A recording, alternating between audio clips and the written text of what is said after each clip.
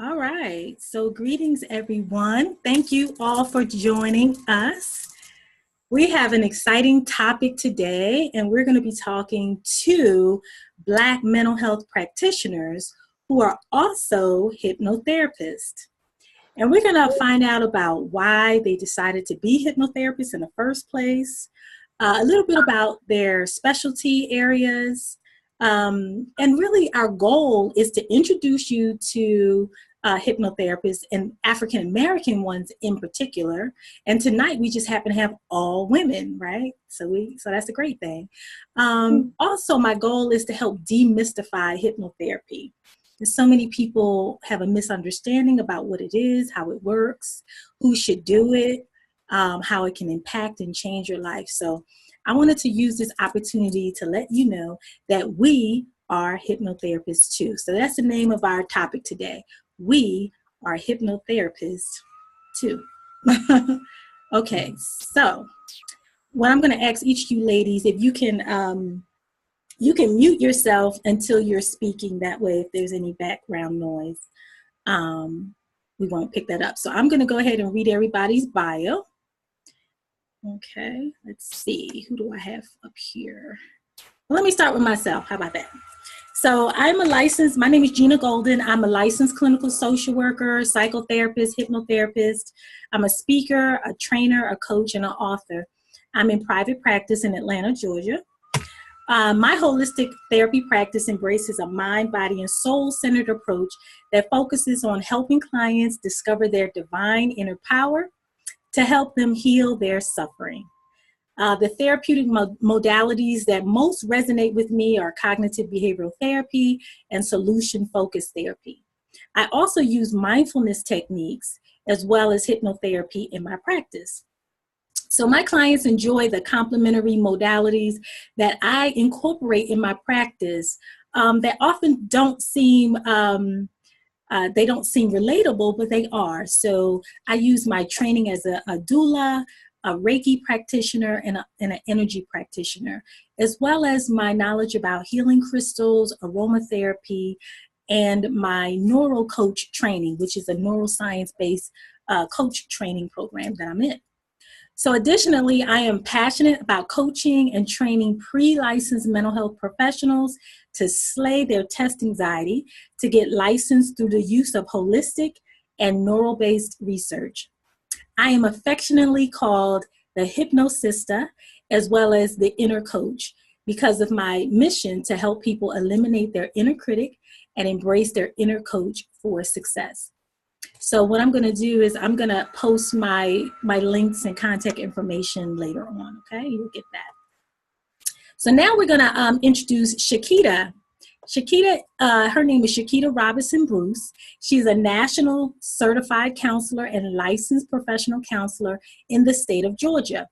She obtained a Master's of Science degree in counseling and human development, and she has a Bachelor's of Science degree in psychology from Troy University. She is currently pursuing a doctoral degree from Argosy University in counseling, education, and supervision.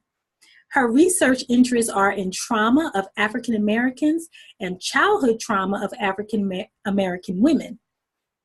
She is the owner and founder of Open Arms Counseling Center in Atlanta, where she provides counseling for women, adolescents, and the African American community. She has received certifications as a clinical hypnotherapist and specialized training in cognitive processing therapy, both of which she uses to treat trauma and PTSD. Shakita has practiced as a therapist in residential community mental health and outpatient settings for over 12 years. So let's welcome Shakita. And then, then we have Carla. Carla Amanda Brown, LMFT, CHT. Carla has worked as a hypnotherapist for many years, but only recently has she tapped into the fun and joy of working with children. Most of Carla's kid clients were born into homes and neighborhoods with lots of conflict. Through a combination of child-centered play and customized hypnosis recordings, children have been able to work their way through their night terrors, sleepwalking, and bedwetting. When children sleep better, the entire family sleeps better. That is true. Carla's private practice is in San Francisco, the Bay Area. And if you want to find out more about her, I will post her information as well, but she is at www.soulcentriccounseling.com. Okay, next, thank you for that. Next, we have Nakia Spence. She is an LCSW, and she is a licensed psychotherapist and a certified money coach with over 16 years of clinical experience.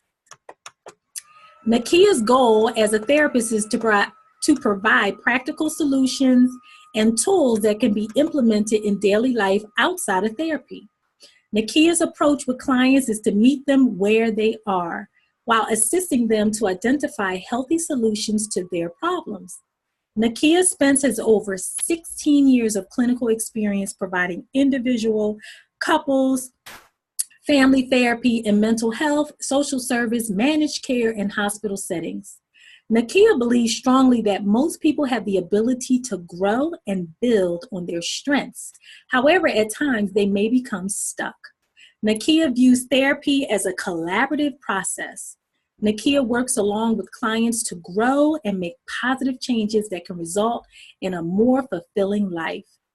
Nakia Spence, she has been trained in a plethora of modalities, including cognitive behavioral therapy, dialectical behavioral therapy, hypnotherapy, EMDR, and Gottman method. She often combines and pulls from several different modalities to best fit the needs of her clients. And so Nakia does so much more. So you can learn more about her. I can post the information below.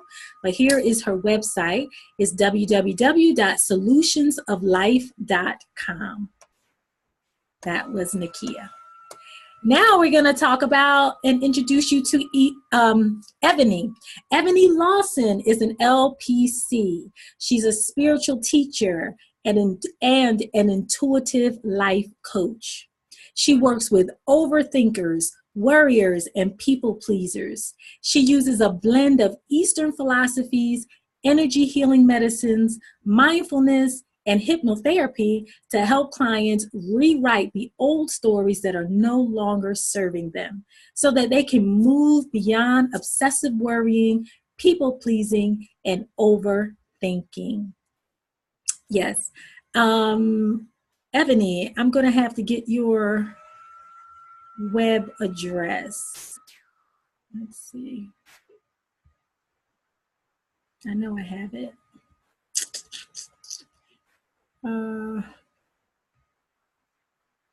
Let me take you off mute for a minute. Are you on mute? Can you go ahead and say your web address, Ebony? Yeah, they can find me at www.theselflovecenter.com. Awesome. Okay, so back to the introductions. So now we have Beverly. Beverly Brown is a licensed mental health counselor, certified hypnotherapist. She received her MS in counseling and psychology from Troy University. Her certifications include trauma specialist, and she's certified as a hypnotist through the Rapid Resolution Therapy. Rapid Resolution Therapy, this is where trauma is resolved gently and painlessly. Conflict blocking, desired change disappears. So with her work, she'll help you to get the changes that you desire. Because the root causes of problems are pinpointed and cleared in this method. And positive change endures with your work with Beverly. Negative emotions and destructive behavioral patterns are eliminated. And there are there are very dramatic improvements in your thoughts, your feelings, and your behaviors. So that was Beverly. Beverly, do you have a way that people can reach you? Sure. My website is www.renewwithbeverly.com. Say that one more time. www.renewwithbeverly.com. Renew with Beverly. Yes. Gotcha. Okay, did I get everyone? Yeah. Did we get Shakita's website? Do you have one? Oh, Chiquita, Yes. Can you tell me your web address? Yes, it's www.openarmscounselingcenter.com. Awesome. Thanks, Carla. Thank you, Carla. Thank Carla. Yeah, Carla reminded us. So thank you, Shakita, as well. So when I'm reading, unfortunately, I'm not able to see you all. So I had to read your bios to make sure I got it right. Now let me, okay, so our first question to our hypnotherapists here, our beautiful, talented hypnotherapists. The first question is, why did you seek to get trained in hypnotherapy? Why, of all the things out there, why hypnotherapy? So you all can start. You can jump in or, just tell us your story. So I'll start. For me, so before I became a therapist, I did a lot of energy healing. So energy healing is really using the aura or energy centers in the body to help a person heal. And so I wanted to do hypnotherapy because I wanted to help other people go into the parts of their brains and the parts of their bodies that they didn't have access to all the time. And because I work a lot somatically or within the body, I knew that illnesses, the way that I imagine illnesses, they're created because of repressed or unresolved issues. And I knew working with people just on an energy level that there were things that they were not even aware of that needed to be cleared and pulled up to the surface. And so one of the things that I really felt strongly about was like, well, how do I get people on board to do this type of work? And so at the time I said, oh, maybe I'll try hypnotherapy. And I didn't even really know exactly what it was. I had heard about it. I had experienced it in many different formats, but I didn't know what it meant in relation to being a psychotherapist. And so that's why I dived in to get trained, because at the time I really wanted people to not only just work with what was happening in their mental and emotional world, but also within their energy world and the spiritual body, so that they can do a full amount of healing. And so hypnotherapy was definitely something on the list that allowed me to help people think more consciously about how to deal with energy, and it helped them to really ease into understanding how to really heal on all levels, mental, emotional, and spiritual. Awesome. I love that. I love that explanation. Absolutely. Yeah, it's amazing how we all kind of found this path, in very different and unique ways. So thank you for sharing that. Absolutely. So who else would like to share? How did you I'd like find? to share. Okay. I didn't go for hypnotherapy training. I had a senior therapist when I first started therapy, and actually my hypnotherapy training was the first training after I graduated from school. And I learned how to resolve trauma. In learning how to resolve trauma, I learned how to do hypnosis. So what I learned was how to, what I call reset time.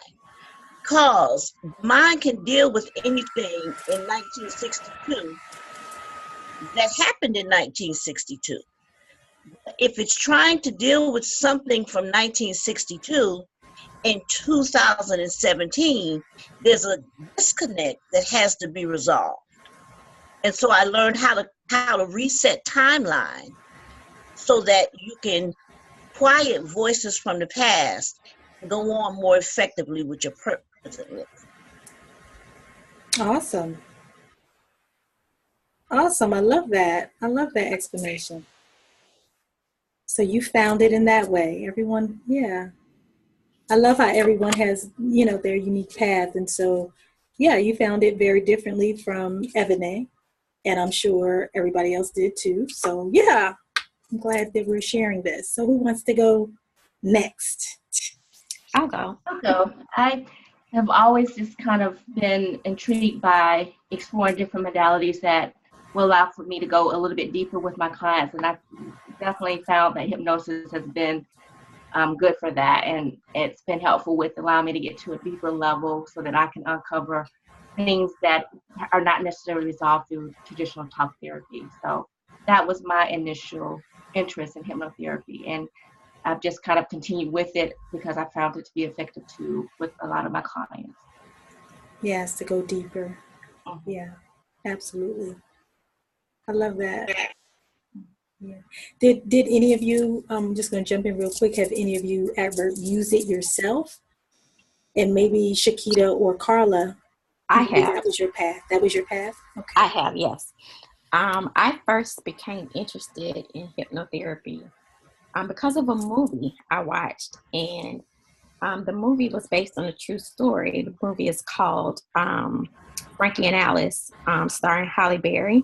It's based on a true story about a woman here in Georgia who had dissociative identity disorder because of multiple traumas in her early childhood experiences. And in the movie, the psychiatrist she worked with demonstrated hypnotherapy to help integrate those different parts from her childhood. And I've always been interested in trauma. So when I learned about the Anxiety and Stress Management Institute here in Atlanta providing training for it, I said, I got to do this. And so in the training, we would do demonstrations with the instructor, and I volunteered a couple of times. And it allowed me to kind of experience what my clients experience when they are what we call in trance during the hypnotherapy process. And it also kind of helps me to see how you help clients to correct those experiences or beliefs they have about their traumatic experiences. So I use it for trauma for that reason. Gotcha. Yeah. I love that. Yeah, and we need every method possible to deal with trauma, don't we? Yeah. Okay, thank you for sharing that. So Carla, your turn. So my story of how I became interested in hypnotherapy starts with me. And I was in grad school to become a therapist and starting a business also at the same time. And I was preparing for a conference, a major conference, and realized that, well, I'd known for a long time that I had an issue shaking hands. And it wasn't an issue until I was like, wait, I'm starting a business and I need to go meet people and I'm going to this conference. I need to get over this. And it was like, yeah, okay. But then also I had a social event in my home and noticed I was feeling really just my anxiety was coming out. I'm like, this is silly. It's in my home. These are my friends. I'm not going to be able to talk my way through this, because at the time, especially with what I was learning in school, it was how to talk your way through things. I wasn't aware of the different energy healing techniques or somatic ways to move beyond whatever was happening for me. So I went to hypnotherapy. And that was my convincer of, wow, this is amazing. I can now shake hands with ease. And my social anxiety has decreased dramatically. And I think part of it's the hypnotherapy and learning about myself and learning about energy and having someone to hold the space in a different way. I don't know when things started, but subconsciously it's there, and my hypnotherapist was able to help me through some of those things. So I think it wasn't long after, actually maybe a year after I had my own hypnotherapy, I went to begin training. And so had an amazing time also with demonstrations and practicing on each other. And it's been really neat. I'll share, I don't know if this question is coming up, but like one of my main clients that sticks in my mind, one of my very early hypnotherapy clients, had been a nail biter for over 50 years. And with hypnotherapy, I was able to help her stop biting her nails, and so that she could go get them painted, and like she'd always wanted to do and been unable to do. So that's amazing. I love how you use your experience as a segue into this profession. And I'm sure all of us have had, through our trainings, we had to be hypnotized ourselves and hypnotize many people during our training. And just being a student and experiencing that for the first time was transformational for me. And I'm sure for all of you. Yeah, absolutely. Very good. Thank you. For me, how did I get into it? So I actually went to a conference in Savannah, Georgia, and it was on substance abuse, and I didn't really want to go. I just went because I needed CEUs. I needed continuing education units. And so one of the presenters was talking about her use of hypnosis with someone who has substance use disorders. And I was like, what? Tell me more. And I mean, when I say I was just wide open, I was just completely wide open, because the way she was breaking down the brain and the mind, it just tapped into this inner interest that I had for so long about the workings of our subconscious mind, the workings of our conscious mind. And I was just blown away. And I'm like, I have got to do this. This speaks to my soul. And so I went home and I really tried to catch up with her, and I just never could. We played phone tag. She was never available. We just never could hook up. And so I just kind of put it on the back burner. And then one day I belonged to some online group, and one of the members was an African-American woman who was a hypnotherapist in New York. And I started talking with her, and I was blown away yet again. I was like, you are amazing. How can I do what you do? And she told me the school she went to out in New Mexico. And I'm like, I can't go to New Mexico. And she was like, yeah, you can. And I was like, are you doing hypnosis on me? And she was like, no. And, if you really want to do it, you'll find a way. And before I know it, I was packing up and I was going to New Mexico studying to learn this great craft. So that's my story, and I just love it. So that's how I got into it. So let's unmute everyone. And unless you know for sure you have some background noise or something like that, you might want to put yourself on mute. But I feel like I want to make sure I'm having a dialogue. I feel like I was talking to myself all muted out. So, and that's not how we do. No. I need engagement. So my other question is, what are some of the misunderstandings that some of your clients have about hypnotherapy? That you're going to be controlled. They're not going to have any control over what's being said, what's being planted in their minds. They think that it's something it looks like what's on TV. Right? Yeah. That's the biggest math. Yeah. You're going to bark like a dog and quack like a duck just because somebody snaps their fingers or rings a little bell. And that's obviously not very true. No, it's not. Yeah. I often hear from my religious clients too that it's of the devil. They fear that it's of the devil. Get that a lot. I'm practicing in I was leasing a space some years back in a Christian-based counseling practice, and it was frowned upon by some of the clinicians or therapists there, the spiritual therapists there, that I actually, perform hypnosis in my practice. So yeah, there's a lot of, I hear a lot of that as well. Yes. Or that you'll get stuck in a certain state and you won't be able to come out of whatever. Yes, get stuck.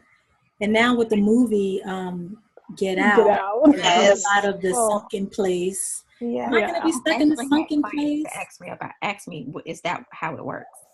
Yeah. Like in the movie. Or I've had clients to ask, will they remember what is said or what comes up during the hypnotherapy process? Mm-hmm. So it's just really about educating them about what it is and what it isn't. Absolutely. Lots of education. Mm-hmm. Yeah. Did everyone kind of weigh in on that question? I think the other one is for people who are quote unquote familiar. Mm-hmm. Concept being deep in trance. That, somehow or another there's a level of trance and that there's more effectiveness if you're deep, and deep being unconscious, aware, not knowing what's going on. It's also another myth that comes up. Yeah, and while we're educating, one of the most effective forms of hypnosis is TV. and people don't necessarily recognize how the music plays into it and the repetition of the commercials. Like, we think that when commercials are they're accidentally back to back. No, that's possibly on purpose, because the repetition plays into where we are and how zoned into the TV and what's coming at us. Right. So you give them examples of how they are entranced and don't know it. Right. Mm-hmm. So what are some of the other examples of how you let people know that they have these experiences anyway?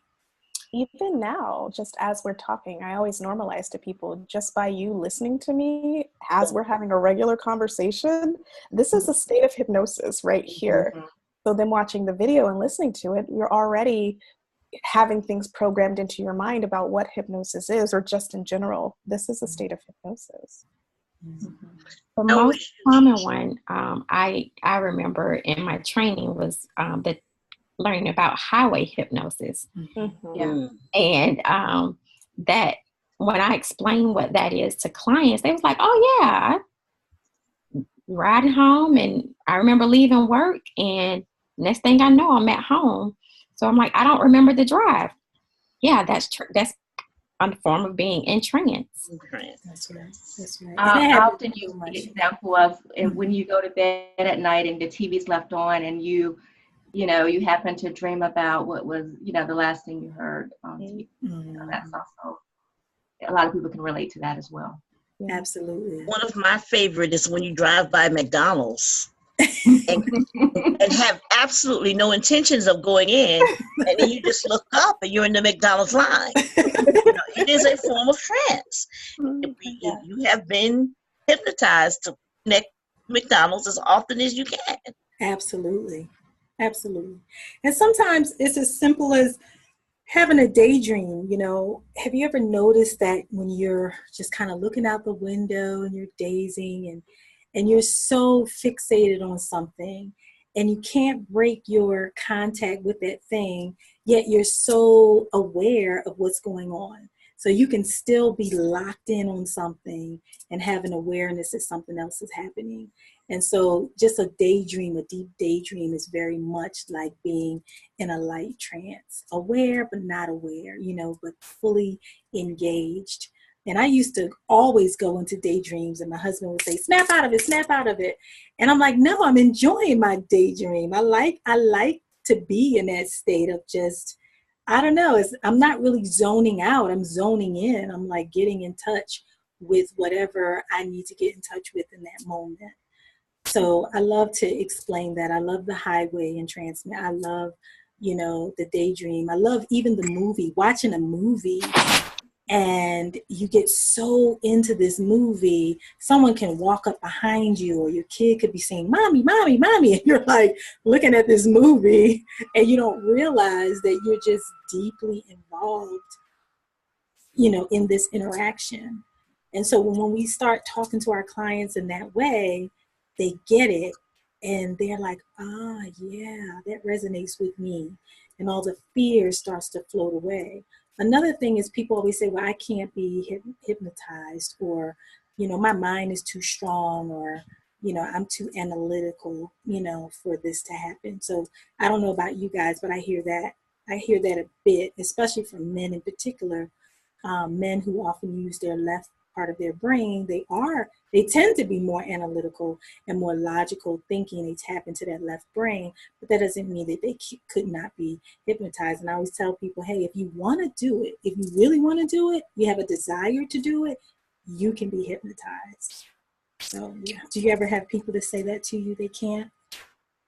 Yeah. Yeah. And one of the ways I describe it is you were giving examples, and is as highly focused attention, whatever that is, and suggestions that are carefully placed. So maybe the person's not really feeling like they can access their imagination or so much. That's fine. We can still work with that more logical side and focusing attention there. I will tell, working in the Silicon Valley, I don't work with adults quite as much as I used to, but with the engineers that come in, I give them examples of how I myself had even studied computer science for a while, and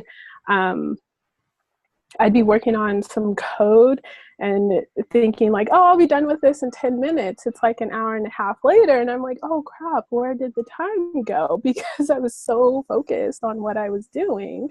And then, oh, I'm starving.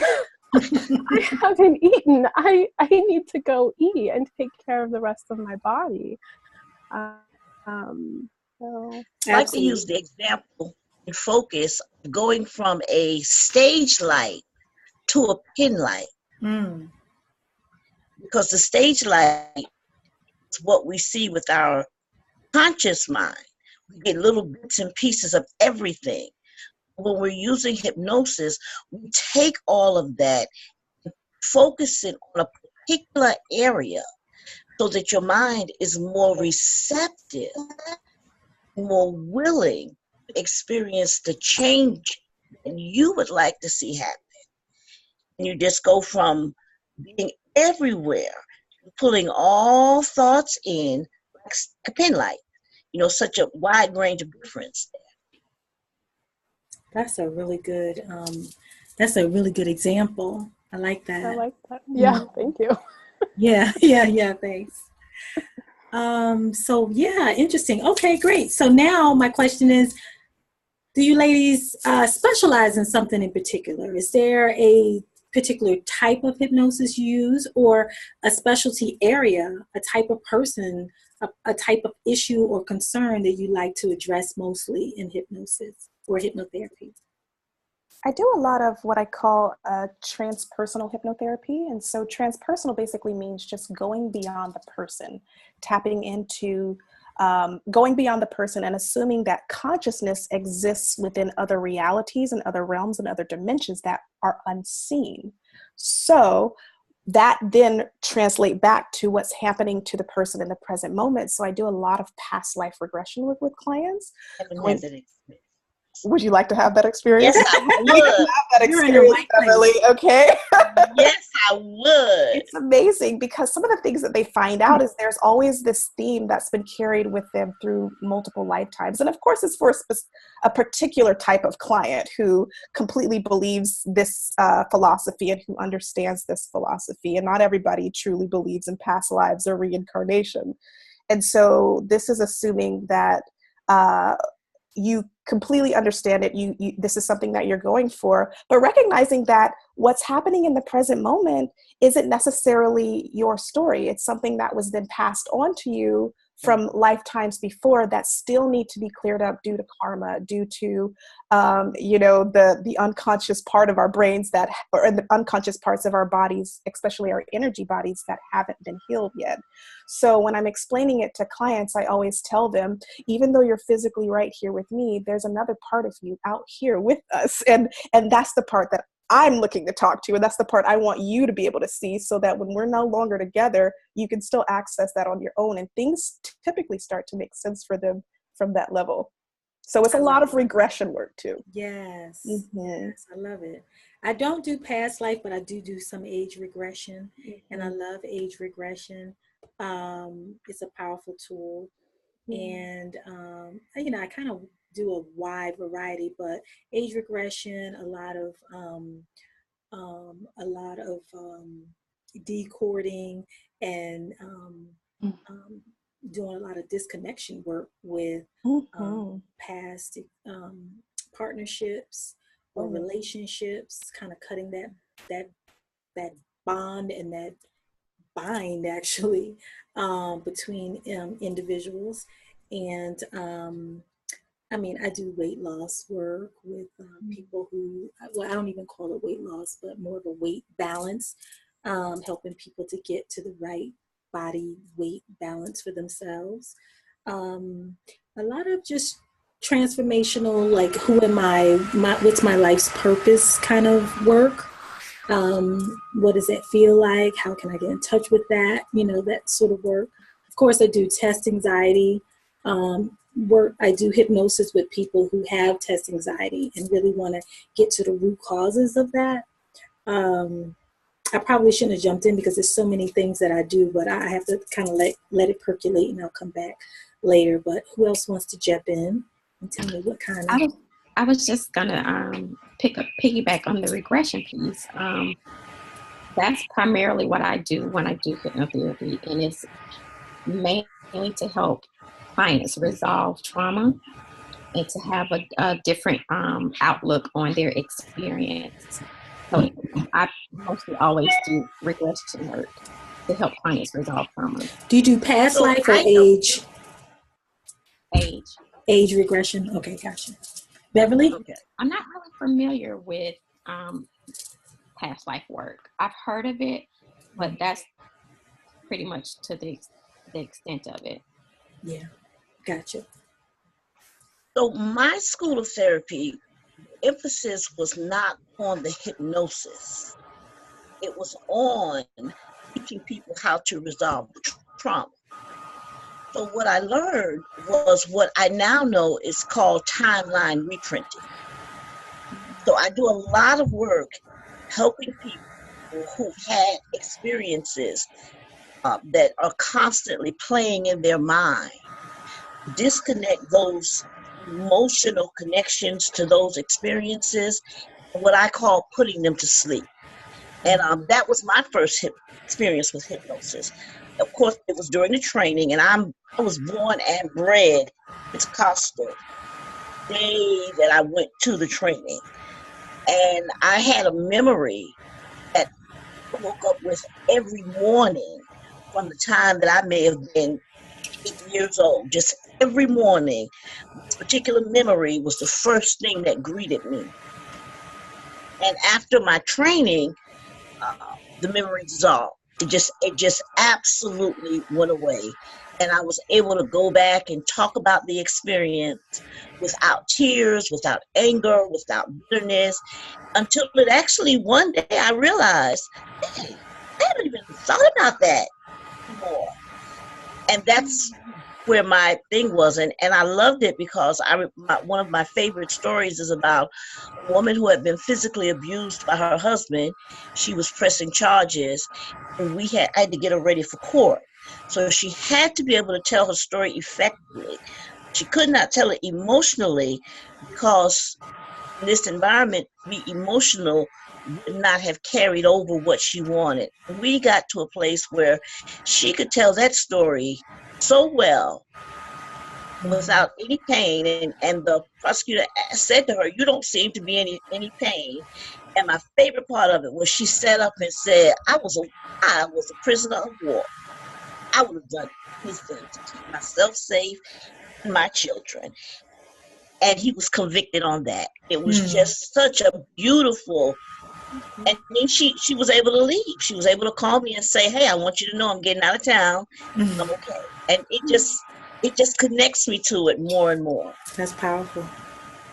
Thank you. Thank you. Nakia and Carla?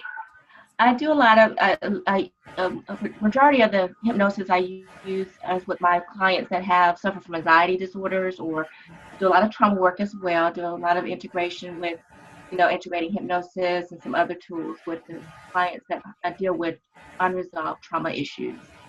And also just even sometimes doing a little bit of regression work to go back and deal with making peace with unresolved issues.